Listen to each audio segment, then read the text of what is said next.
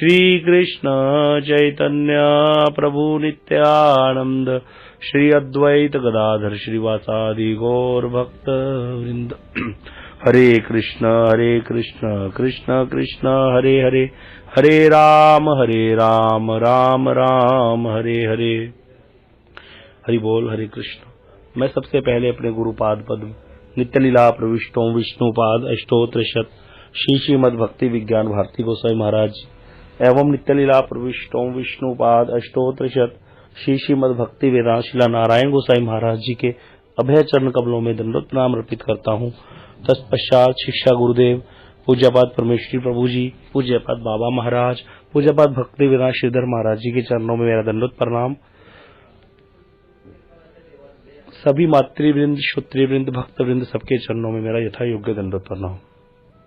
हम सब लोग बड़े ही सौभाग्य से चैतन्य भागवत की कथा का श्रवण कर रहे हैं, जिसमें वर्णन आया था महाप्रभु विद्यार्थियों को हर प्रकार की व्याख्या किसमें कर रहे हैं, श्री कृष्ण में।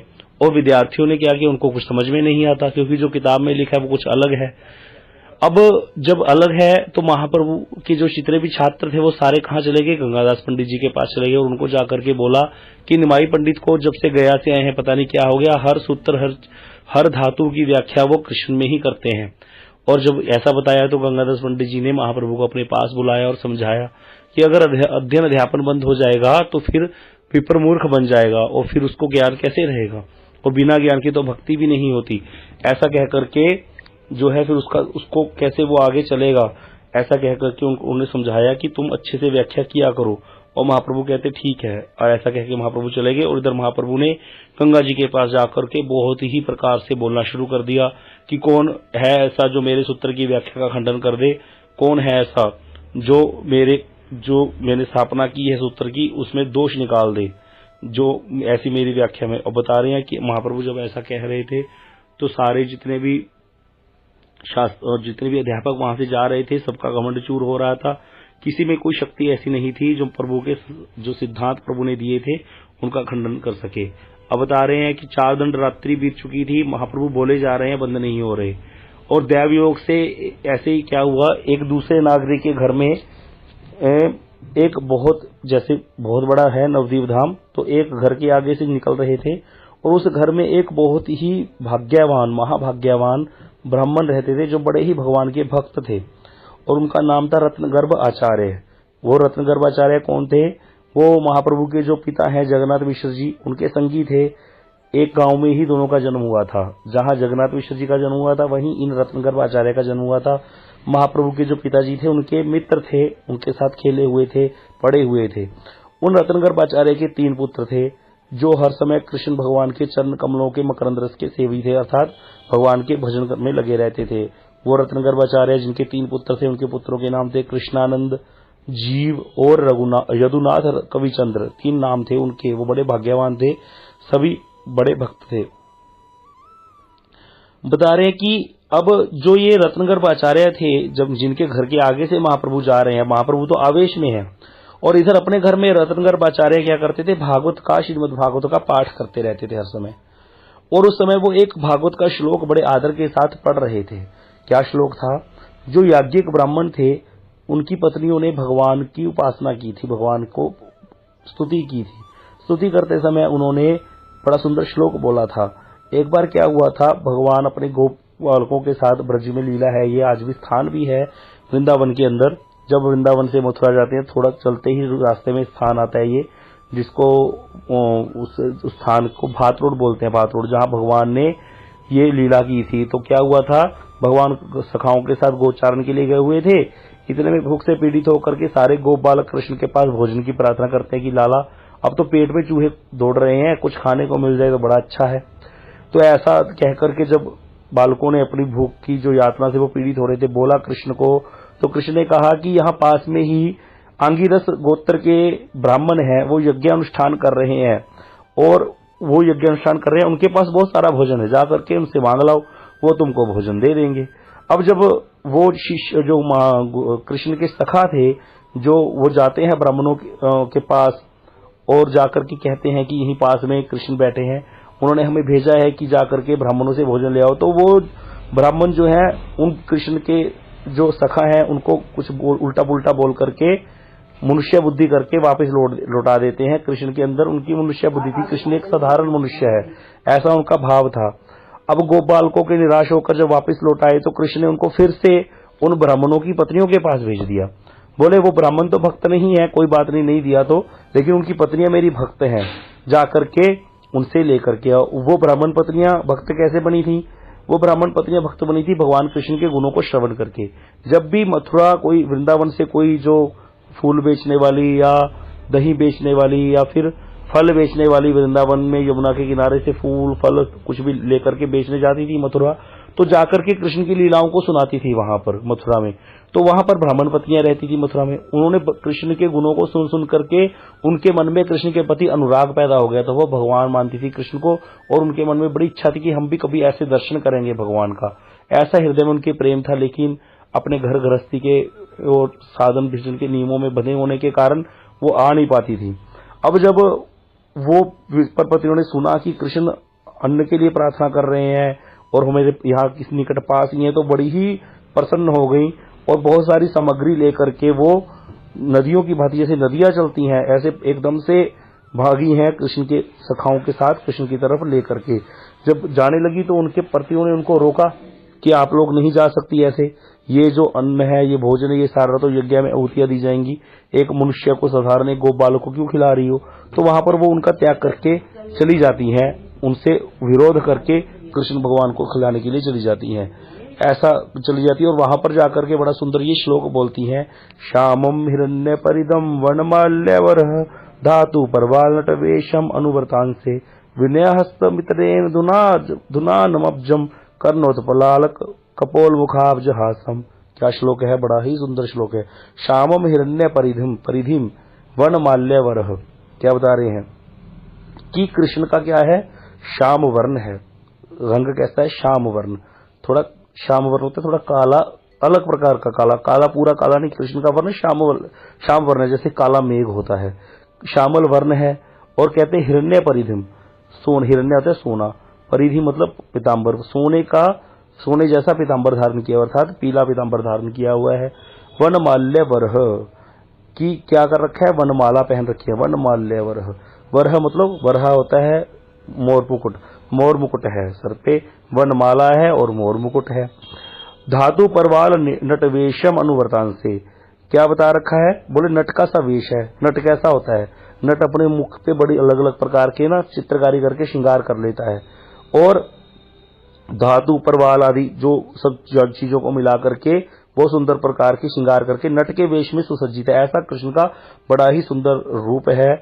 और बता रहे हैं आगे, क्या बताया? विनय हस्त मित्रेन धुनानम अब्जम, कि एक हाथ क्या कर रखा है, जैसे अलहड़ वेश में चलता है कोई व्यक्ति, एक बायां हाथ तो अपने सखा के कंधे पर स्थापित किया हुआ है और दूसरे हाथ से धुनान अब्जम, अब्जम होता है कमल, बोले दूसरे हाथ से क्या कर रहे हैं? कमल को नचा रहे हैं, ऐसे से गोल गोल घुमा रहे हैं, मतलब मस्ती में चल रहे हैं।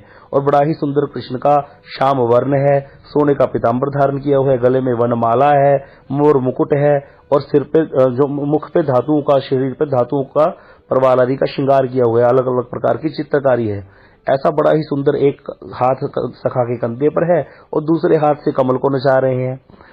ऐसे कह रहे, कहते कर्णोत पलालक कपोल मुखाब्ज हासम, कि उनके कपोलों पर अलकावली आ रही है। जब दोनों कानों में क्या है? पद्म युगल है, कमल के फूल हैं, कर्णोत्पलालक, कमल के फूल हैं कानों में, उत्पलालक मतलब कमल के फूल है दोनों कानों में, और दोनों कपोलों पर क्या आ रहा है? कपोल मुखाब्ज हासम, दोनों कपोलों पर जब चल रहे हैं तो अलकावली आ रही है, क्योंकि जब माता भगवान कृष्ण का श्रृंगार करती है ना, बस यशोदा मैया, ठाकुर जी के जो बाल हैं बड़े घुंघराले हैं, तो जो यशोदा मैया कृष्ण के बालों को बांधती है तो सारे बाल तो नहीं आते पीछे जुड़े में, कुछ बाल रह जाते हैं, छोटे होते हैं थोड़े, और वो आकर के आगे कान के पास आ जाते हैं। जब कृष्ण चलते हैं तो वो हिल हिल करके मुख के जो कपोल हैं उनके ऊपर आकर के स्पर्श करते हैं, तो कपोल इतने चिकने हैं, इतने सुंदर हैं, जैसे कांच जैसे है, बड़े ही सुंदर चिक्कन, और उन कपोलों के ऊपर उन जो अलकावली है उसकी बड़ी ही सुंदर एक छवि पड़ती है। जब वो छवि पड़ती है तो बड़ा ही सुंदर रूप दिखता है कृष्ण का, क्योंकि बीच बीच में कृष्ण मुस्कुराते हैं, मुख पर बड़ी ही सुंदर हंसी शोभा पा रही है। कर्णोत्पलालक कपोल मुखाब्ज हासम, ऐसा श्लोक जब वो ब्राह्मण बोल रहा था, इतना सुंदर श्लोक है ये भगवान के रूप का। अब बताओ, इस श्लोक को सुन करके भी कई लोग ऐसी व्याख्या करते हैं भागवत में कि भगवान का रूप नहीं है। कितना सुंदर रूप का वर्णन किया है भगवान के। तो यहाँ पर जब इतना सुंदर श्लोक महाप्रभु ने सुना तो बोलते हैं और बोलो और बोलो। ऐसा कहते कहते महाप्रभु मूर्छित हो गए। और वो ब्राह्मण जो है अंबर से श्लोक दोबारा उच्चारण कर रहे हैं। श्यामम हिरण्य परिधम वर्णमाल्यवर धातु परवाल नट वेशमनुवर्तान से विनय हस्तमितरेन धुनानमब्जम कर्णोत्पलाल कुपोल मुखाब्जहासम। ऐसा कहते कहते महाप्रभु बाह्य ज्ञान से बिल्कुल ही मुक्त हो गए। भक्ति योग से विप्र श्लोक पढ़ रहे हैं आनंद से, और प्रभु के कानों में श्लोक को प्रवेश कर गया और करते ही मूर्छित होकर के गिर पड़े। जैसे ही बाह्य ज्ञान हुआ, प्रभु दोबारा बोलते हैं बोलो बोलो, कहते हुए पृथ्वी पर लोटपोट होने लगे, क्योंकि भगवान का बड़ा सुंदर रूप जो कृष्ण का उनके हृदय में स्फुरित होने लगा। यही ही महाभागवतों की दशा होती है। यहाँ पर महाप्रभु भक्त के रूप में लीला कर रहे हैं, स्वयं भगवान है, लेकिन दिखा रहे हैं कि भक्ति की क्या महिमा है और भक्ति के उन जो विकार है वो हृदय में कैसे आते हैं, तो वो भक्तों की दशा कैसी हो जाती है। ऐसा कहते हुए पृथ्वी पर लोटपोट होने लगे और कहते हैं बोलो बोलो। फिर दोबारा जो ब्राह्मण है वो श्लोक पढ़ते हैं और महाप्रभु जो है कृष्ण सुख के सागर में उमड़ पड़े। कृष्ण सुख का सागर बह चला और उसमें गोते लगाने लगे। ये भक्ति का आनंद है। अब प्रभु के अश्रु जल, इतना अश्रु आ रहे हैं मुख से, इतने अश्रु आ रहे हैं आंखों से, ऐसे पृथ्वी गीली हो गई। अश्रु कंप पुलक शरीर अंगों में स्पष्ट रूप से दिखाई देने लगे। अष्ट सात्विक भाव है जो कि महाप्रभु में पूरी सुदीप्त अवस्था में दिखाई देते थे। और ऐसे परम आनंद में देखकर महाप्रभु को जितने भी वो विप्र थे वो और ज्यादा भक्ति पूर्वक श्लोक पढ़ने लगे। एक और बड़ा सुंदर श्लोक है श्यामम हिरण्य परिदम, ये तो ये वाला श्लोक है। तो एक है वरहा पीडम नटवर वपु कर्ण्यो कर्णिकारम विभ्रत वास कनक कपिशम वैजंती चमालम रंध्रान वेणुर अदर सुदया पूरेन गोप वृंदे वृंदारण्यम सब पदरमनम प्राविशद गीत कीर्ति। ये श्लोक बड़ा ही सुंदर, ये गोपियों ने बोला था। ये श्लोक तो जो पहले वाला विपर पत्नियों ने बोला है उनका भाव है भगवान में, लेकिन गोपियों का तो इससे भी ऊपर जाके हो गया। इसीलिए ये जो श्लोक है ये श्लोक गोपियों का है, जो अभी उच्चारण किया श्लोक। तो यहाँ पर गोपियां और बड़े सुंदर मुख से कृष्ण की बंसी का वर्णन कर रही हैं कि मुख पर कैसे बंसी धारण करके जब कृष्ण आते हैं, ब्रज से जाते हैं या फिर बंसी बजाते हुए ब्रज में प्रवेश करते हैं तो उनकी शोभा कैसी होती है। बड़ा ही सुंदर श्लोक है ये। बढ़ा पीड़म नटवर वपु कर्ण्यो कर्णिकारम विभ्रत वास कनकपिशम वैजंती चमालम। तो ये श्लोक बड़ा था गोपियों ने। तो ऐसे श्लोक वो और भी श्लोक पढ़ने लगे। जैसे श्लोक पढ़ रहे हैं, अब जो जितने विद्यार्थी थे वो बड़े ही विस्मित हो गए सारा कुछ देख करके, और प्रभु जो है वो संभल ही नहीं पा रहे। तो भक्ति युक्त पाठ को देख करके ऐसे विप्र को प्रभु ने क्या किया, आलिंगन कर लिया। अब महाप्रभु है भक्ति के पूरे आवेश में, कृष्ण दर्शन हो रहा है उनको, और ऐसे में उन्होंने उस विप्र को आलिंगन कर लिया। जैसे ही वैकुंठनाथ का आलिंगन पाया, उस रत्न गर्भाचार्य के अंदर प्रेम आ गया हृदय में। भक्त तो वो था, लेकिन वो प्रेम की प्राप्ति अभी नहीं हुई थी, क्योंकि प्रेम की प्राप्ति के लिए बहुत और भी साधना भी बाकी था उसका।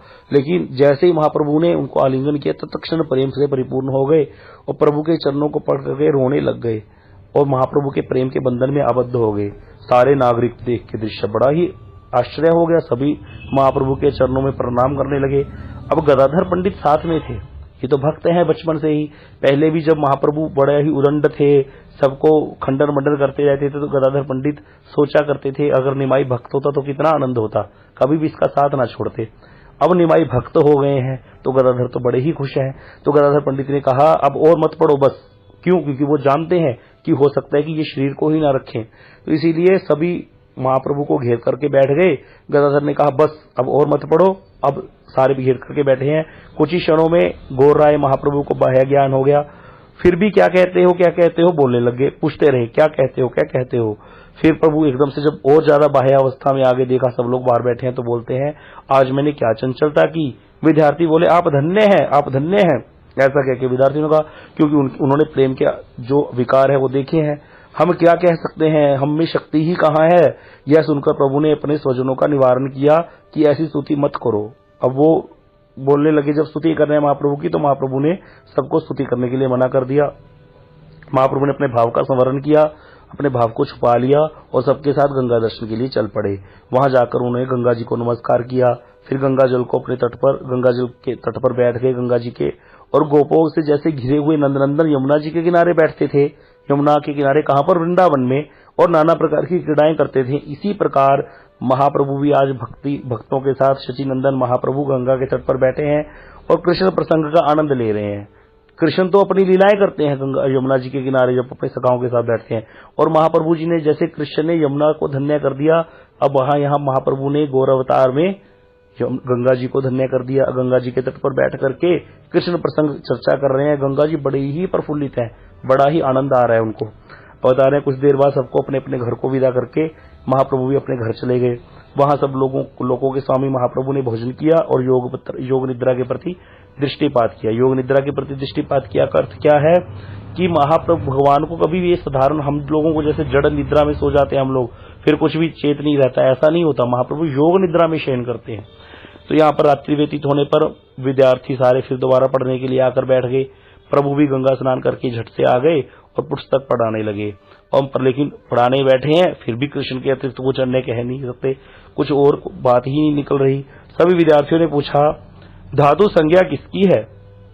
तो प्रभु ने कहा, श्री कृष्ण की शक्ति की ही। हर बात श्री कृष्ण में लगा देते हैं। तो सुनो भाइयों, अब महाप्रभु इसको जो है स्थापित करेंगे कि धातु की संज्ञा जो है वो कृष्ण की शक्ति से ही है। धातु जो है, धातु संज्ञा जो है वो कृष्ण की शक्ति से ही है। इसको महाप्रभु भी स्थापित करेंगे।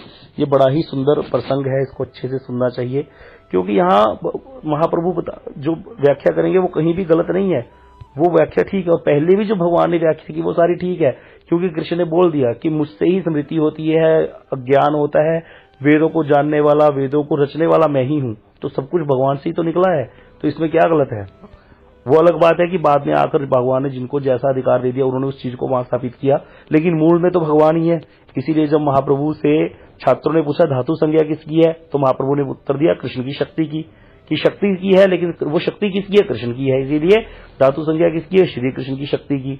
अब महाप्रभु कहते हैं, सुनो भाइयों, अब मैं धातु सूत्र की व्याख्या करता हूं, देखूं किसमें शक्ति है जो खंडन करे।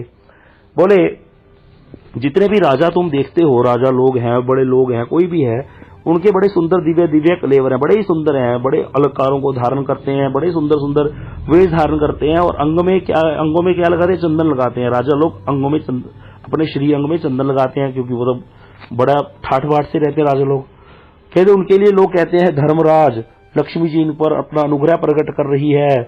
ठीक है, बोले महाप्रभु बोले ऐसा कहते हैं ना उनके लिए? बोले हाँ कहते हैं। शिष्य बोले ऐसे राजाओं की भी जब धातु निकल जाती है शरीर से तो उनकी क्या दशा होती है? बिना धातु के, अर्थात धातु अर्थात प्राण, जब प्राण निकल जाते हैं, तो महाप्रभु ने कहा था प्राण है कृष्ण की शक्ति से, तो बोले प्राण जब निकल जाते हैं तो उनके सारे अंग जो इतना जिन पे चंद्र लगा रहे थे, दिव्य दिव्य क्लेवर थे जिनके, वो क्लेवर का सौंदर्य पता नहीं कहाँ चला जाता है शरीर से प्राण निकलते ही। फिर उसको जला करके भस्म कर देते हैं, या फिर उसको जमीन में दफना देते हैं, उसको जैसे मुसलमान लोग करते हैं। बोले ऐसे हो जाते हैं वो राजा लोग। बोले सबकी देह में, इसका अर्थ क्या हुआ? देह में धातु रूप में कृष्ण की शक्ति ही विराजित है, धातु के रूप में। उसी के साथ सब स्नेह करते हैं और उसी के साथ आदर भक्ति करते हैं। अर्थात जो व्यक्ति किसी को प्रेम कर रहा है, वो किसको कर रहा है? वो राजा को तो प्रेम करेगा, क्योंकि राजा तो मरने के जब धातु निकल गई तब भी तो वहां रखा हुआ है वो राजा, फिर उसको छू करके सबको स्नान करना पड़ता है जब वो मृत हो जाता है। इसका अर्थ सब प्रेम किसके कारण कर रहे थे? जो कृष्ण की शक्ति, जो धातु उसके अंदर थी उसके कारण। तो बता रहे हैं अध्यापकगण भ्रम के कारण से समझ नहीं पाते। महाप्रभु कहते हैं भाइयों जरा मन से सोचो कि यह बात है या नहीं कि इस समय हम जिसको माननीय समझकर नमस्कार करते हैं, धातु के चले जाने पर उसी को छू लेने पर हम स्नान करते हैं। कितनी बड़ी बात कही कि एक व्यक्ति है उसको माननीय समझकर नमस्कार करते हैं, उसके चरण छूते हैं, आशीर्वाद लेते हैं। जब वो व्यक्ति मर जाता है, उसके शरीर से धातु निकल जाती है, तब वो मुर्दे को छू करके स्नान करना पड़ता है। ये नियम है। संस्कार करने जाओ या शमशान में जाओ, मुर्दे को स्पर्श हो गया तो स्नान करना पड़ता है, नहीं तो कोई भी सारी चीजें अशुद्ध हो जाती हैं। बोले जिस बाप की गोद में बेटा बड़े सुख से रहता है, धातु के चले जाने पर उसी बाप के मुख में बेटा आग दे देता है। बेटा अपने बाप की गोद में जाकर के सोता है, बड़ा लाड प्यार करता है, लेकिन अगर बाप मर जाए तो वही बेटा अपने बाप के मुख में आग देता है। बोले ये धातु संज्ञा श्री कृष्ण की शक्ति है जो कि सबको प्रिय है। देखो किसमें शक्ति है, जो इस व्याख्या में दोष निकाले। अब महाप्रभु इस प्रकार से बड़े ही सुंदर, बोला जाता है ना कई प्रकार के धर्म होते, लेकिन महाप्रभु ने यहाँ परम धर्म की व्याख्या कर दी कि सबसे बड़ा धर्म क्या है? कृष्ण भक्ति, और कृष्ण ही सब कुछ है। तो यहाँ पर महाप्रभु बोले किसमें शक्ति है, जो इस व्याख्या में दोष निकाले। जैसे एक बार बताया था ना कि मान लो अगर किसी शहर में मोदी जी को आना है तो सफाई हो जाएगी सारे शहर में, पहले सब जगह गली बिछा दी जाएगी, सुंदर सुंदर कर दिया जाएगा, पेड़ पौधे थोड़े सजा करके फूल रख दिए जाएंगे, फूलों का श्रृंगार कर दिया जाएगा जहां पर उसको आकर स्पीच देनी है। अब कोई पूछे कि ये भैया किसने किया, तो कोई बोल दे कि मोदी ने किया, तो गलत थोड़ी है, क्योंकि उनके कारण ही तो हुआ है। लेकिन दूसरी दृष्टि से मोदी ने नहीं किया, क्योंकि वो थोड़ी ऐसे कार्य करेगा, उसके अनुसार कार्य करेंगे। इसी प्रकार विद्यार्थी जो है वो तो चाहते हैं कि वो जो किताब में लिखा उसके अनुसार व्याख्या करे, लेकिन महाप्रभु मूल व्याख्या कर रहे हैं कि मूल में तो सब चीजों के प्रति कृष्ण ही है पीछे, तो इसीलिए महाप्रभु की व्याख्या गलत नहीं है। बोल रहे हैं कि बोलो किसमें शक्ति है जो इस व्याख्या में दोष निकाले, कोई भी बोल नहीं पा रहा। सब वस्तुओं की सत्ता परम सत्ता के कारण ही है, वो परम सत्ता क्या है? कृष्ण। इसीलिए सब कारणों के कारण कृष्ण है, कृष्ण के अतिरिक्त दूसरी वस्तु है ही नहीं कोई, क्योंकि सबके आश्रय कौन है? कृष्ण है। इसीलिए महाप्रभु की व्याख्या गलत नहीं है। इस प्रकार से जिन श्री कृष्ण की शक्ति पूज्य और पवित्र है, उन श्री कृष्ण की है भाइयों तुम दृढ़ भक्ति करो। ये कौन कह रहे हैं? महाप्रभु कह रहे हैं अपने छात्रों से, सबको उपदेश दे रहे हैं कि कृष्ण भक्ति करो, कृष्ण की ही शक्ति से सब कुछ हो रहा है। क्या बोल रहे हैं? बोलो कृष्ण भजो कृष्ण सुन कृष्ण नाम, अहर्निश श्री कृष्ण चरण कर ध्यान। कृष्ण बोलो कृष्ण भजो और श्री कृष्ण नाम को ही सुनो, दिन रात श्री कृष्ण के चरणों का ही ध्यान करो। जिन श्री कृष्ण के चरणों में जल मात्र चढ़ाने वाले पर जमराज का अधिकार नहीं रह जाता, और जिन्होंने अगासुर बकासुर पूतना तक का उद्धार कर दिया, उन नंदनंदन के श्री चरणों का भजन करो। पुत्र बुद्धि छोड़कर जिनका स्मरण करने से अजामिल वैकुंठ को चला गया, उन श्री कृष्ण को के चरणों को भजो, जिनके चरणों की सेवा में लक्ष्मी का बड़ा ही आदर है, और अनंत देव जिनके चरणों की महिमा के गुणों को गाते ही रहते हैं हर समय।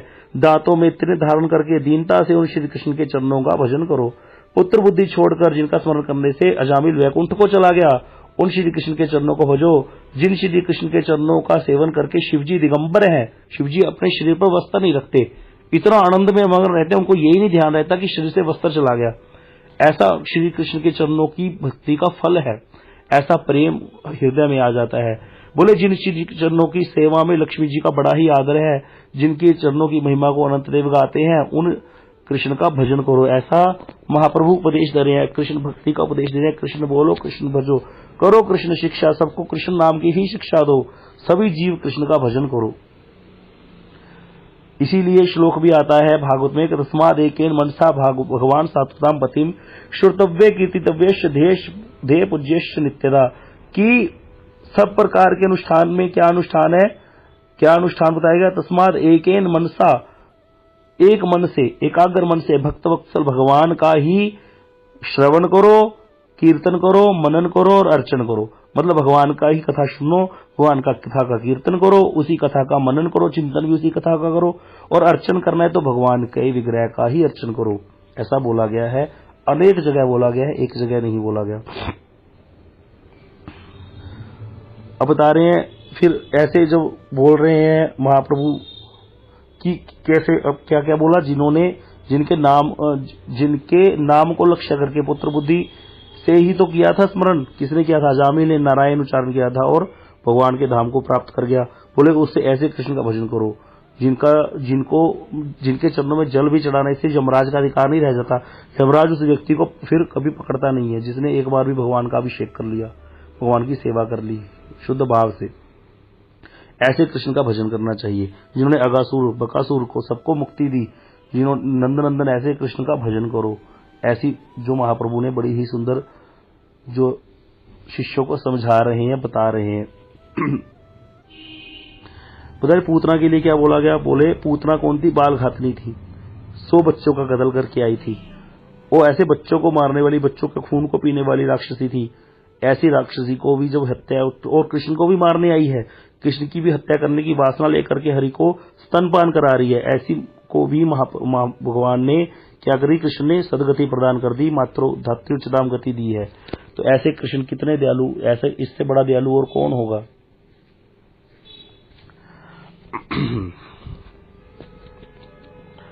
और यहाँ पर कृष्ण के कुछ बताए गए हैं गुण कि भक्ति रसामृत सिंधु में बताया गया है, पराभवम फेरिल वकत्राश्च बंधंश भीतिश्च मृतिश्च कृत्वा पर्वगतापि शिखंड मोले त्वम पात्रवाना पवर्गदसी, कि हे मोर मुकुटधारी कृष्ण, अपने शत्रुओं को पराजय फेन युक्त मुख बंधन, भय और मृत्यु, ये प वर्ग, पंचवर्ग है पूर्वदंड, ये प वर्ग है कि पराजय, शत्रु को पराजय देते हैं, है ना। फेन युक्त मुख, मतलब कि मुख से झाग निकाल देते हैं शत्रुओं के, बंधन से मुक्त कर देते हैं, भय और मृत्यु, इन पंचवर्गों प वर्ग जो है प्रदान करके भी परिणाम में उनको अपवर्ग प्रदान किया। शत्रु को पराजय दी, फेन युक्त मुख दिया, बंधन, भय और मृत्यु दे करके अपवर्ग मुक्ति प्रदान कर दी। आग और भक्त को मारने वाले ऐसे कृष्ण का भजन करना चाहिए, ऐसे कृष्ण के ही चरणों की नित्य निरंतर सेवा करनी चाहिए। बोल रहे जिनके चरणों के पादोदक, भगवान के चरणों का पादोदक क्या है? गंगा जी भगवान के चरणों में थी।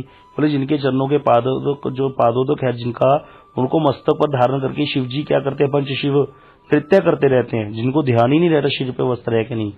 और जिनके नाभि कमल से लोकपिता ब्रह्मा की उत्पत्ति हुई है, जिनकी इच्छा शक्ति से के विक्षोभ से, चांचल्य से ब्रह्मांड का सृजन और लय होता है। भगवान इच्छा करते हैं ब्रह्मांड की सृष्टि हो जाती है, और इच्छा करते हैं प्रलय हो जाता है। यदि उत्कृष्ट स्थान प्राप्ति की इच्छा है तो गोविंद के पदारविंद की आराधना करो। अगर बहुत ऊंचा स्थान चाहते हो संसार में कभी, कि हमें भी कोई ऊंचा पद प्राप्त हो जाए, ऊंचा पद अर्थात हम भी भगवान के सखाओं में या भगवान की गोपियों में या भगवान के माता पिता के रूप में या कैसे भी हम लोग भी सम्मिलित हो जाएं, तो बोले उनके पदारविंद की आराधना करो, भगवान के चरणों का भजन करो। अब महाप्रभु बोल रहे हैं जब तक इस देह में प्राण है, देह में शक्ति है, तब तक श्री कृष्ण के पाद पद्मों की भक्ति कर लो, क्योंकि कब प्राण छूट जाएंगे पता नहीं है। हम सबको श्वास ही मिले हैं, जब तक श्वास है तब तक कृष्ण भक्ति कर लो। कृष्ण ही माता है, कृष्ण ही पिता है और कृष्ण ही प्राण धन है। ये बड़ी ही सुंदर महाप्रभु उपदेश दे रहे हैं सबको, ये सबके लिए, हम सबके लिए है। क्या बोलते हैं? कृष्ण माता, कृष्ण पिता, कृष्ण प्राण धन, चरणे धरिया बलि, कृष्ण देह मन। इसीलिए कृष्ण ही प्राण धन है। मैं तुम्हारे पांव पकड़ करके कहता हूँ, महाप्रभु इतना बोल रहे हैं कि तुम श्री कृष्ण में अपना मन लगाओ, कृष्ण की भक्ति करो। देखो अब भी हम भक्ति नहीं कर रहे, भगवान स्वयं प्रकट हो गए, अवतार ले लिया, कृष्ण नाम का आनंद ले रहे हैं, एक भक्त की दशा को दिखा रहे हैं, और स्वयं कह रहे हैं कि मैं तुम्हारे चरण पकड़ करके कहता हूँ कि कृष्ण में ही मन लगाओ। फिर भी अगर कोई भगवान का भजन ना करे, इधर उधर की बात में मन लगाए, तो उससे बड़ा आत्मघाती और कौन होगा। इसीलिए भैया हर समय साधु संग करना चाहिए, साधु संग करना चाहिए, धाम में रह करके साधुओं के संग में कृष्ण भक्ति करनी चाहिए, यही सार है। बोला गया लब्ध्वा सुदुर्लभम इदम बहु संभवान्ते मानुष्यम अर्थदम नित्यापीह धीर तूर्णम जतेत न पतेत अनुमृत्यु यावत निशेषाय विषय खलु सर्वतो स्यात्। बोले निशेषाय विषय तो हर जन्म में मिलेंगे, इस मनुष्य जन्म को पा करके लब्ध्वा सुदुर्लभम, ये सुदुर्लभ मनुष्य जन्म मिल गया। बहु संभवान्ते, कैसे इसको प्राप्त कर लिया तुमने, और इसके प्राप्त करके भी, लेकिन ये क्या है? नित्य नहीं है, अनित्य है। इसलिए जो व्यक्ति धीर है, जो पंडित है, वो क्या करेगा? मृत्यु पास में खड़ी है, तूर्णम जल्दी करो, यतेत न अनुमृत्यु यावत, जल्दी करो कि मृत्यु ना आ जाए। इसीलिए एकमात्र क्षण का विलंब ना करके भी भगवान के चरणों की भक्ति करो, हर समय भगवान के भजन में लगे रहो। इसीलिए महाप्रभु कह रहे हैं कि मैं दांतों में तिनका धारण करके दैन्य से प्रार्थना कर रहा हूं कि महाप्रभु के चरणों का भजन करो, महाप्रभु के चरणों का भजन करो। अब प्रभु दास्य भाव से स्वयं ही अपनी महिमा वर्णन कर रहे थे। दोपहर हो आई तब भी वर्णन का अंत ही नहीं हुआ, दोपहर हो गई, प्रभु अपनी ही महिमा का वर्णन कर रहे हैं। भगवान कौन है? चैतन्य स्वयं कृष्ण ही तो है, और अपनी ही महिमा का वर्णन कर रहे हैं। और दोपहर हो गई, अभी समय हो गया है, आगे की कथा अगली बार शुरू करेंगे। वांछा कल्पतरुभ्यश्च कृपा सिंधुभ्यश्च पतितानां पावनेभ्यो वैष्णवेभ्यो नमो नमः।